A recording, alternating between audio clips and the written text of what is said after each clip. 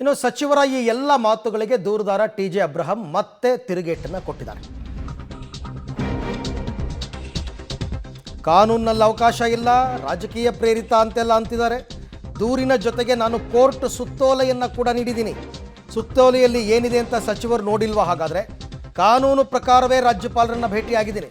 ರಾಜ್ಯಪಾಲರಿಗೆ 1.5 ಗಂಟೆ ವಿವರಣೆ ಕೊಟ್ಟಿದ್ದೀನಿ. ರಾಜ್ಯಪಾಲರು ಕೇಳಿರೋ ಪ್ರಶ್ನೆಗಳಿಗೆ ಉತ್ತರ ಕೊಟ್ಟಿದ್ದೀನಿ. ಬೇಕಾದರೆ ಡಿ.ಕೆ. ಶಿವಕುಮಾರ್ ನೇರ ಚರ್ಚೆಗೆ ಬರಲಿ ಅಂತ ಟಿ.ಜೆ. ಅಬ್ರಹಂ ಸವಾಲ್ ಹಾಕಿದ್ದಾರೆ.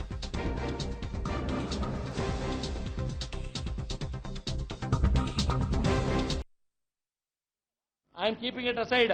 Idu fraud alva. Let's come. I dare D.K. Shivakumar to come for a open discussion. Bartara 1-to-1 bartara.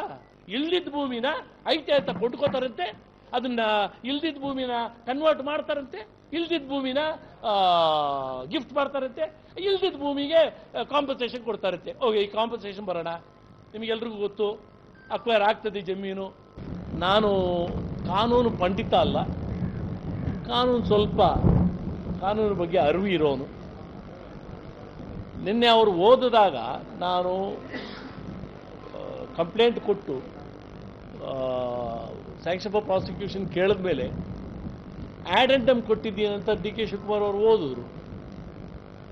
ಅದರಲ್ಲಿ ಹೈಕೋರ್ಟ್ ಸರ್ಕ್ಯುಲರ್ ಇದೆ ಅಂತ ಅವ್ರು ಹೇಳಿದ್ರು. ಸಿವಿಸಿದು ಸರ್ಕ್ಯುಲರು ಕೊಟ್ಟಿದ್ದೀನಿ ಗವರ್ನರ್ಗೆ ಅಂತ ಮೆನ್ಷನ್ ಮಾಡಿದ್ರು. ಈಗ ನೀವು ಇಷ್ಟು ಜನ ಮಂತ್ರಿಗಳು ಕುಂತವ್ರು, ಅಲ್ಲಿ ಯಾರು ಒಬ್ರು ಅದು ಏನು ಸರ್ಕ್ಯುಲರ್ ಅಂತ ಓದಿಲ್ವಾ? ಪೊಣ್ಣನ್ನ ಇದ್ರಲ್ಲಿ ನೀವು ಯಾರು ಆ ಸರ್ಕ್ಯುಲರ್ ಏನು ಅಂತ ನೋಡಲೇ ಇಲ್ವಾ? ಹೌದು, ಪೊಲೀಸ್ ಕಂಪ್ಲೇಂಟ್ ಕೊಟ್ಟ ಮೇಲೆ ಆ್ಯಕ್ಟ್ ಮಾಡದೇ ಇದ್ರೆ ನಾವು PCR ಹೋಗಬೇಕು. PCR ಹೋದ ಮೇಲೆ ತನಿಖೆಗೆ ಆದೇಶ ಕೊಡೋಕ್ಕೆ ಮುಂಚೆ ನಾವು ಸ್ಯಾಂಕ್ಷನ್ ಫಾರ್ ಪ್ರಾಸಿಕ್ಯೂಷನ್ ತಗೋಬೇಕು ಅಂತ.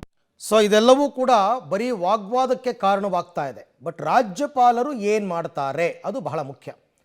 ರಾಜ್ಯಪಾಲರು ದೆಹಲಿ ಪ್ರವಾಸದಿಂದ ಭಾನುವಾರ ಬರ್ತಾರೆ. ಬಂದ ನಂತರ ಪ್ರಾಸಿಕ್ಯೂಷನ್ಗೆ ಅನುಮತಿ ಕೊಡ್ತಾರಾ? ಸೋಮವಾರದಿಂದ ರಾಜ್ಯ ರಾಜಕೀಯದ ಚಿತ್ರಣ ಬದಲಾಗುತ್ತಾ? ಇದು ವೆರಿ ಇಂಪಾರ್ಟೆಂಟ್.